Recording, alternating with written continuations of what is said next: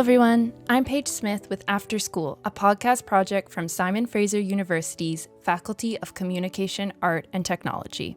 After School showcases FCAT alumni in traditional and unconventional career paths across communications, interactive art and technology, contemporary arts, publishing, and digital media. We would like to respectfully acknowledge the Musqueam, Squamish, Tsleil-Waututh, Katzie, Coquitlam, Kakat, Kwantlen, Semiahmoo, and Tawasin peoples whose unceded traditional territories our three campuses reside. In today's episode of After School, our student host, Ethan Ukrainetz of SFU's School of Contemporary Arts, talks with filmmaker Gloria Mercer. They chat about her creative process and the transition from film student at SFU to producing small-budget films professionally in the Lower Mainland. As an emerging filmmaker himself, Ethan asks pressing questions every early career artist has, such as how to maintain your artistic vision while making a living, or what exactly a professional film production involves.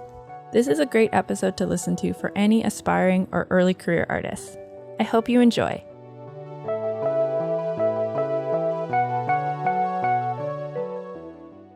Hi, Gloria.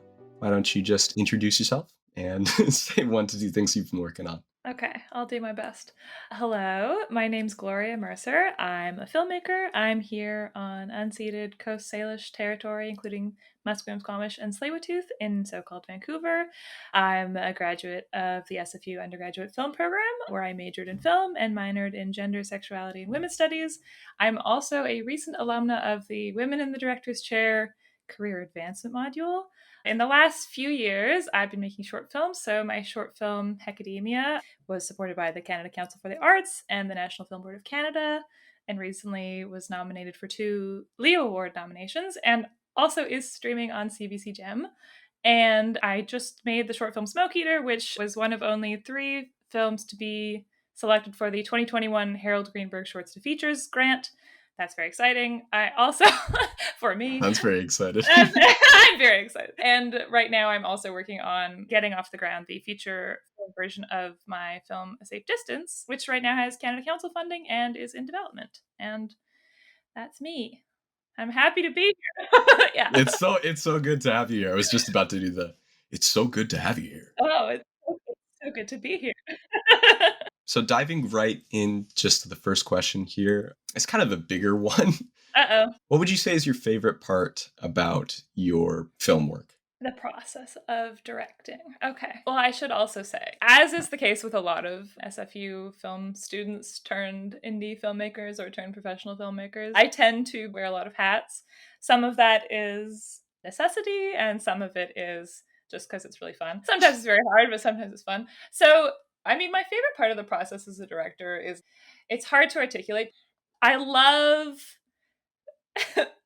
second day of shooting. Like, if you were to get really specific, that moment when you finish prep, which prep is so hard, although there's really rewarding parts, of course, and you're like on set and you realize all the little pieces brought together. I don't know. It's just like that magic of film is such a big endeavor and there's so many departments at work. And as a director, so often when you're preparing, you're really in the thick of it and you're answering questions as they come and you don't see this overarching picture. And then when you get to set and you've maybe had a moment to like do a couple takes and have a coffee and like you're there and you're having a good time, it really sinks in how magical it is that so many people have come together and made this thing. And so the nice thing about it is that moment often happens like repeatedly throughout the process, seeing everything come together. But as soon as prep is done, I guess it's like my long story. Yeah, it's all about like you start to see the whole collection that you guys are working together. Yeah. Like as a machine almost. Yeah, I get that. There's so many people involved and there's so many little pieces and they're all important, and the details are really what I love, the little details of stories. It's very rewarding. Do you ever feel overwhelmed having so many hats to wear? Yeah, well, I guess more about that. The last couple shorts, so Academia, I wrote it and I directed it and I produced it and then I also edited it. That was hard. And then in more recent projects with my partner, Aiden West, he tends to write them and then we co-produce and I direct, and I also usually end up editing them. So the question, is it overwhelming? Yes. Because I think the thing that becomes more overwhelming too is when you're making no budget projects and you end up doing things like if you want to find really good locations, for example, like you're going to be the one probably doing that research and doing the scouting. You don't have the luxury of like a big team pulling those things together for you and presenting you with those options. I mean, locations is a great example because I think they're often neglected, and like it's so fun to get great locations. And frankly, with low budget projects, yeah, you don't have the resources to just rent them. You have to put in the work and write those letters and say, like, could we please film here? Like, what would it take? And then if that doesn't work, keep doing it. So it can be really overwhelming to do all that stuff. But luckily, I've got some really, really good collaborators. They take the pressure off. Yeah, I would make it worth it. They make it worth it, and they also just do a lot of work. They just help a lot. Yeah. So just physical labor or emotional, all sorts. For all the hats that you're wearing, they're also wearing so many hats as well. Yeah. We could start a hat shop. It's a lot of hats. Is Garcia back? She's back. My cat's playing with a toy on the ground. Sorry. She's like really getting into it. She can always tell when I have something I have to do that requires recording audio. Anyway. Style. Would you say that you have a specific style, or is it changing from project to project?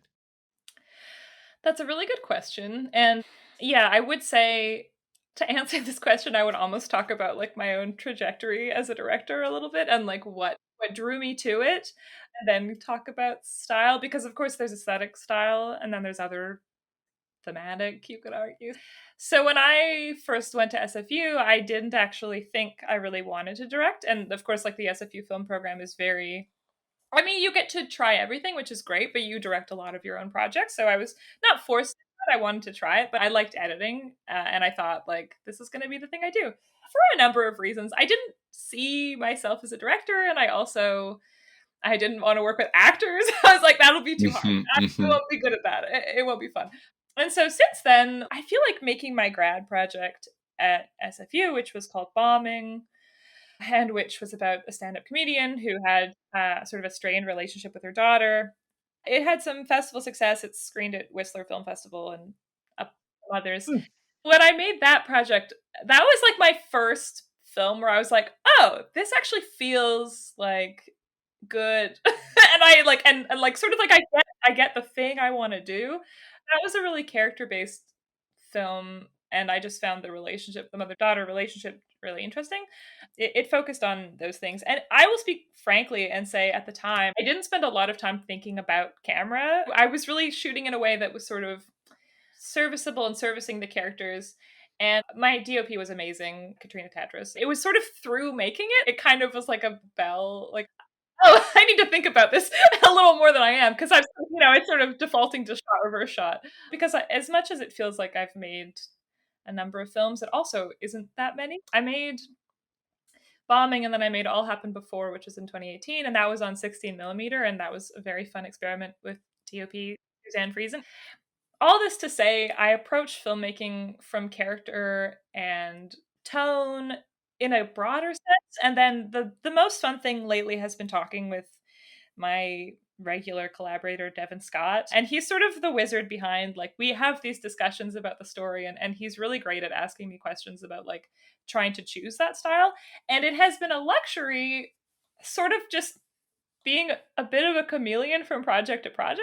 So Hecademia was, like, very, like, static and, like, very isolated frames. And then A Safe Distance was a very weird roving camera that moves slowly through the woods. And then Smoke Eater was all about, like, throwing the camera on a dolly and, like, emulating that 1970s kind of, I mean, it's a very broad statement, but kind of trying to look at directors like a little bit of Robert Altman and a little bit of, like, I mean, his cinematographer, Gordon Willis, who obviously is very popular cinematographer, is a big reference. And so I guess all that to say, like, my own style is generally, I tend to go for films that are character based and also are more specifically, like, focusing on women, representations of women that are flawed, and trying to ask more questions than answer, and kind of get a little bit messy with character. And then style, I don't know, seems to follow story so far, but I haven't had, yeah, I I should have a better analysis of my work and maybe be like, I love two shots. Well, that's the thing. I don't think, Yeah, I don't think you have to have that in order to make film or productions. I definitely Mhm. don't have that right now. But it is interesting to look back and just see, okay, there's kind of a thread between all of these, like you were saying, to tell stories about women with flaws and structure the story around that. And I think that's really all you need to like start. I like to say that I am trying to like complicate the idea of a strong female character by making films about women who are, yeah, flawed but strong in other ways, even if they are maybe not making great decisions necessarily. You know what I mean? Like I think those characters and those stories are very fun. It's like the other part of the flawed male character that I've seen so much, especially films that I feel like film students talk about a lot. They all have like really flawed male characters where you're like, well, this person's the hero, but also I wouldn't I wouldn't look up to this person kind of deal.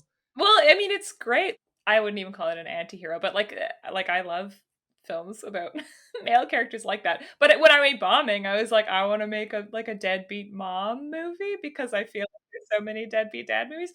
I don't like movies for myself. You know, there are lots of good films out there, but making films that feel prescriptive and kind of feel like they're telling you how to feel. Like I prefer it if it's a little messy and you can kind of draw your own conclusions and maybe it's not a very great path to get there. So You touched on it a little bit. How do the films that you make work to, I guess, expand or change these topics that you discuss, like these flawed female characters? And you're talking a little bit like you hope to expand this representation, but also tell a different story. it's a good question. I mean, also, I think there's such a big conversation to be had about like how art can change the world and stuff like that, which sometimes I struggle with because I like making really small movies. You know, another one of those magical movie moments is when you can tell a story that, you know, makes someone, I mean, it's going to sound cliche, but makes someone feel seen in some way. And even if it's not in a literal sense, even if it's just like, you know, like identifying with that particular like moment of frustration a character has, it's something that's like a really, maybe a universal experience, or maybe an experience, not universal, but, you know, unique to a certain set of people, right? But still like relatable. So films I like most are films that kind of like they feel real and they just touch on these like very real small moments. I tend to explore kind of like macro emotional stuff a lot of the time. So, you know, these little interactions with people. So I all that to say just I don't know if my films are going to change the world, but I hope that they challenge the way some people think about things, and I hope that in you know for some viewers they might feel seen in these little character moments that otherwise might be unexplored in other films. Definitely. Yeah, no, I totally relate that where it's like, yeah, I don't know if what I'm doing right now will like change the world, but I feel like this is something that a lot of people can connect with. Yes, I mean I should be making more movies about climate change probably, but you know. Oh, is that something that you're thinking about? Not at all. But, like, I mean, I it's one of those things, like, I respect it when other people do it, and I just can't I haven't done it so far, but, you know, it's this constant struggle of, like, making character-based films about, like, interrelationship, like, whether it's, like, romantic or whatever, movies is you're like, "You should also talk about how the world is ending," and that kind of thing. Well, you know, it's funny because I say this, but then academia actually was kind of about climate change, which Oh, I'm sort really? of yeah, yeah, but it does it in a way that's very, like, off to the side. I think that there's all sorts of different types of art, and that's lovely. I mean, I think you can make films about real world problems that aren't prescriptive, and also you can make them and they are. For me, I think, like, I'm just drawn to I don't know, I tend to be drawn to small stories, but I'm very ready to try anything. Like, if I, you know, if I found inspiration in, like, a sort of a more, like, large, big world problem story, like, who Mhm. knows? Let's take it Something on. that really struck you, Well, let's try it. But, well, resonated with you. I mean, Yeah. it's all very compelling. It's just, like, I find as a director well, as a writer and a director, you have to pick and choose what really resonates with you on a specific story level, not even just on a big thematic level, and then you know, because nobody has time to make 100 movies a year. Well, some people probably do, but some people do. I don't know if they make them very well. I bet somebody does. When did you graduate from SFU? And do you have any specific memories from when you were there? Oh gosh. Okay. Well, so I finished the SFU film program in 2016, finished at SFU slightly later at 2017.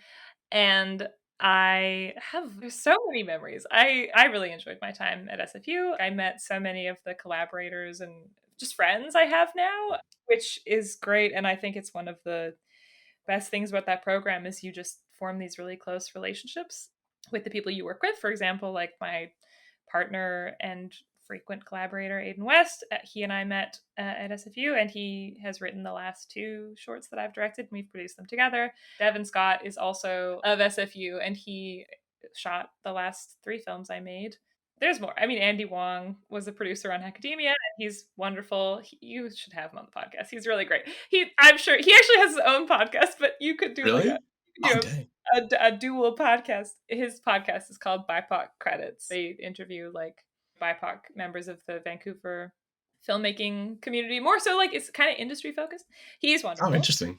I'll check it out. Yeah, you should. And like Carly Southern also was the production designer on Smoke Eater, and she and I are great friends. And on that level, like there's so many people I met there who we worked on one another's films when we were in school. I did many days as like a grip or like a camera assistant. I was all over that stuff when I was in film school, and now we still work together in some capacity or just hang out, that's important too. Yeah. The things, I mean, well, not anymore.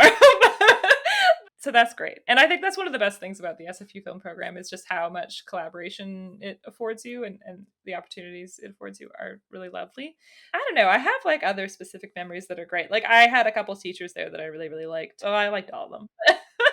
They're all good. I really like Rob Gronebor, a wonderful, wonderful professor. I think he's moved on from SFU, but he's lovely. So he taught a class.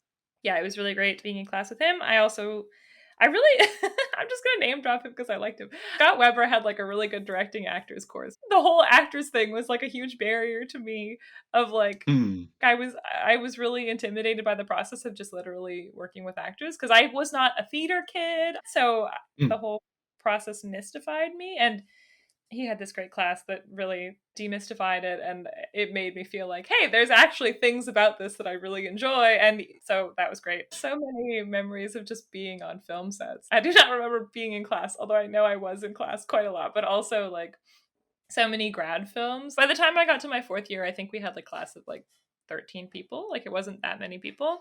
We all make each other's films, right? And that's like a very small film crew. And of course, the other years help you. So it's like you have a film set that, maybe half your year plus like a handful of 2nd years, 3rd years. And it's just like, I have memories of like night shoots and like being in the rain and like getting home at like 4 a.m. and stuff like that. And I don't know, it's just very fun. It's a very fun way to go to school. It feels like an adventure. So that was my big draw, honestly, to the SFU program is just that they had like such a tightly knit cohort that does films.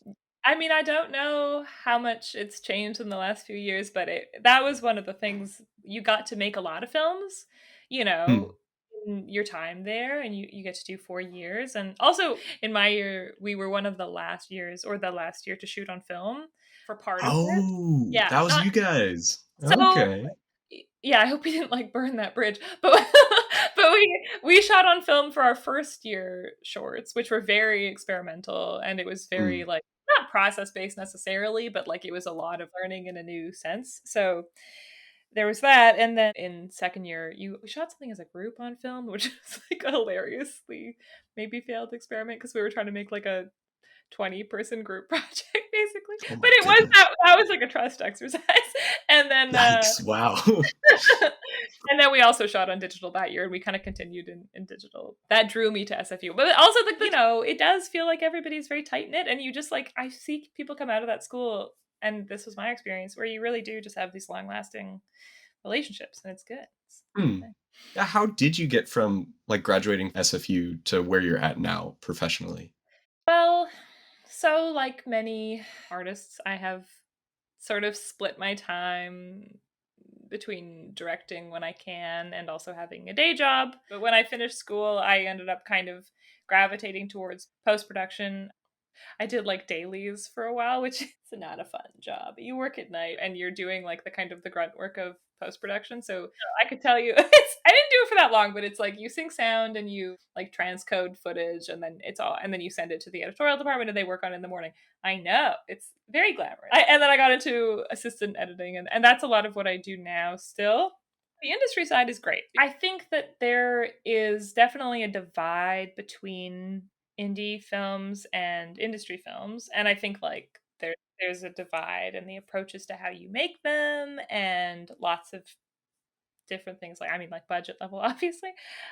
But I think like being in the industry for a few years has really helped me pick up practices that work. Yeah, it's been really informative. And so since finishing school, we got a grant for academia from the Canada Council for the Arts, and we also got the National Film Board of Canada has the Filmmakers Assistance Program, and then Aidan and I got the Harold Greenberg Fund grant. And then we also got a Canada Council grant for a film we haven't made yet that is now partially funded. But I'm not trying to just repeat myself about getting grants. I'm just trying to say, like, doing industry work, I think, is good because for me, it gave me a really realistic sense of scope of projects. It gives you a better sense of, yeah, I guess how bigger projects get off the ground. And you quickly, I think the way I made films in film school was not very sustainable because you need to like do things like track how much money you've spent and just little Hmm. things like that, because filmmaking is really expensive. And so I think like there's a lot of grants out there, and Hmm.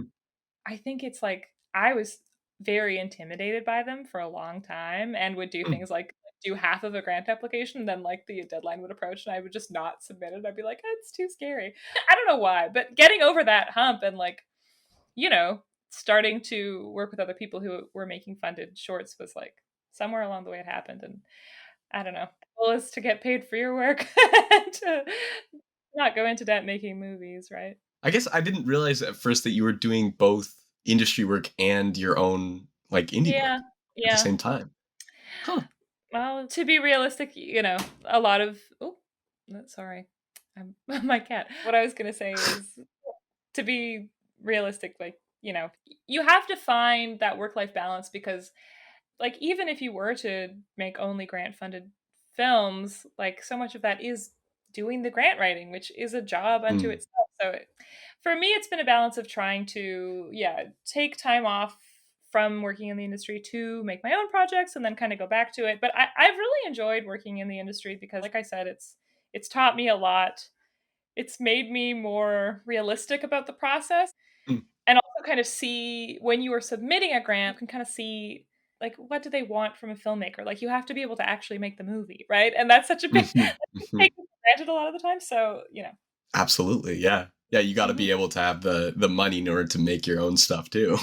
Yeah. The first time I realized that it's like, oh, well, maybe I can't just make all the movies that I want to make and have that work out was when I realized big directors don't even do that sometimes. Like they'll do a movie that they don't want to do, and then they'll get their own movie because now they have enough money. But yeah, I guess I never really brought that down to the smaller scale where I guess it makes much more sense, a lot more practical. Well, the thing that also, I mean, is like a really important detail is for the last 3 projects, have been really trying to take the approach of, this is going to sound so rudimentary, but like paying my collaborators. So Hmm. I think like even if it is a low budget like indie rate, I think at a certain point, unfortunately, you wear out your sort of like your favors you can ask. Like you can only ask your friends to help you move so many times.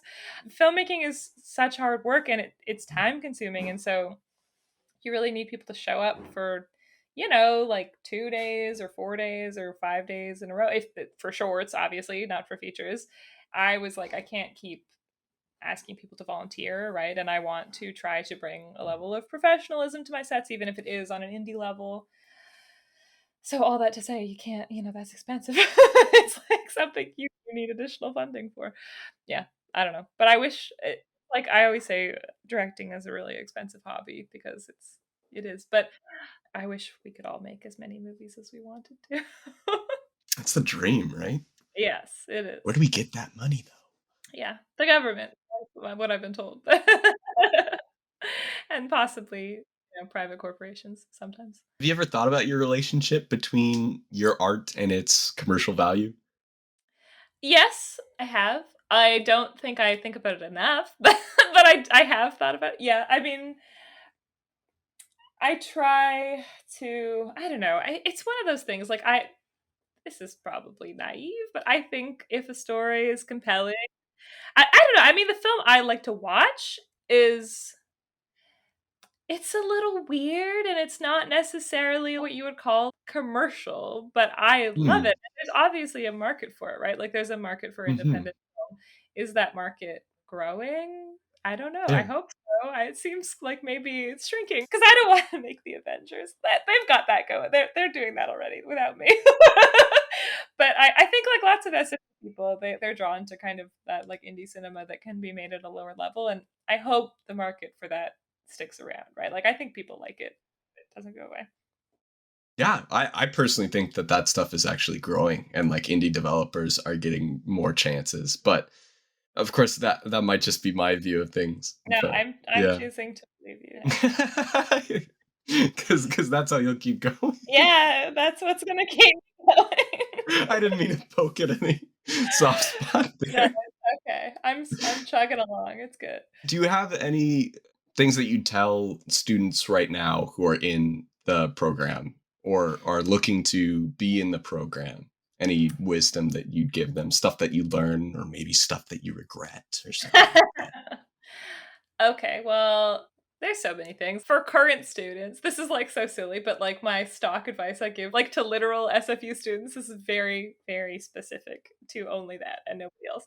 Just kidding. So I think don't be afraid if you're a film student, don't be afraid to do pickups. It's like such a silly thing, but like additional shooting, basically, I feel like when you shoot a movie and you get it in the can and you've got it and you watch your footage and you cut it together and you're like, oh, this is working pretty good. And then you go, but it seems like it's missing like a scene or like it seems like this scene needs to be reshot and you have people watch it and they agree with you and there's just this like I don't know what to call it, but it's like it's easy to freeze and just be like, well, that would be very hard.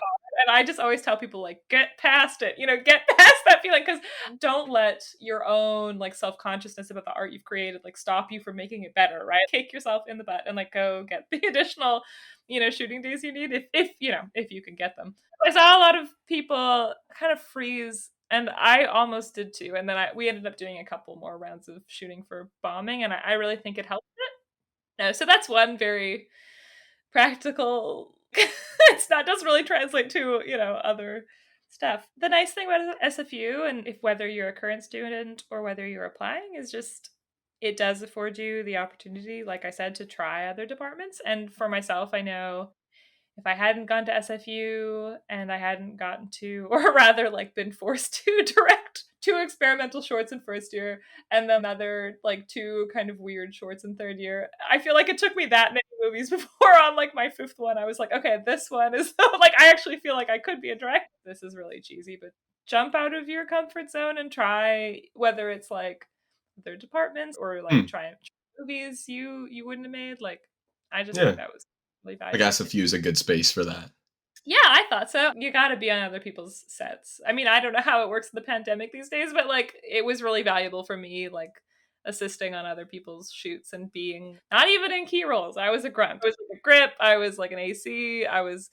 I'm really bad at boom mopping because I have no upper body strength, so my arms get really tired really I fast. don't think anybody would say that they're 100% great at boom Well, but mopping, I guess especially for really long indie shoots. the secret is I'm lazy then because I like the positions where you can like rest your arms more often.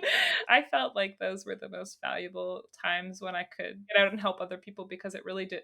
That's making me sound like I'm like, oh, I helped so many people, but we all did, right? Like, and it kind of took me out of your shell and getting to know other people before you went and did it. But it was very rewarding when it started happening. Yeah, I've definitely seen that in my ear too, where there's just an atmosphere of like, yeah, I'll help you. If you help me, I'll scratch your back if you scratch mine, kind of deal. Well, yeah. And everybody's the better for it.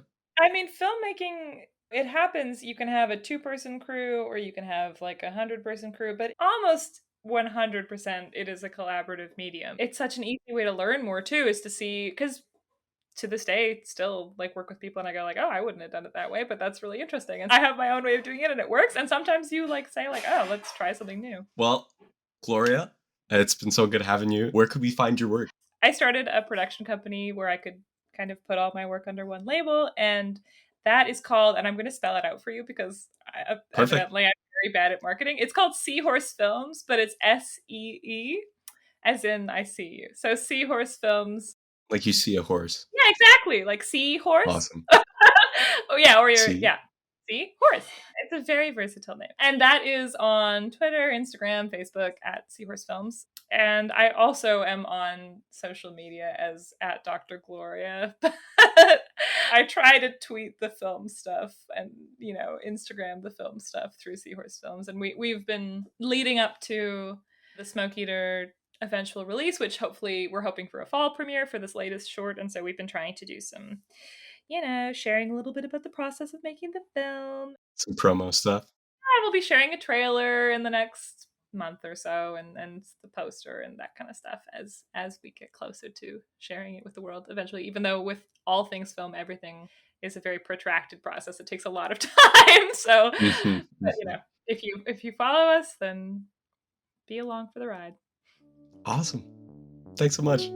Yeah, thank you for having me.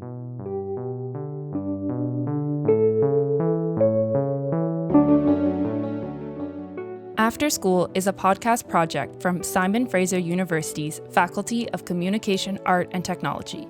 This has been our conversation with Gloria Mercer, hosted by Ethan Ukrainetz.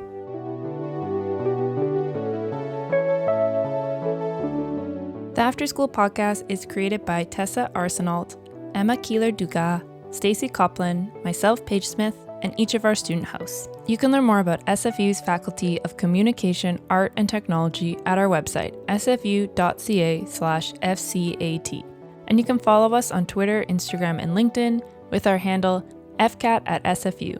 That's FCAT at SFU. You can learn more about SFU's School for Contemporary Arts at sfu.ca/SCA and follow them on Facebook and Instagram at SFU Contemporary Arts.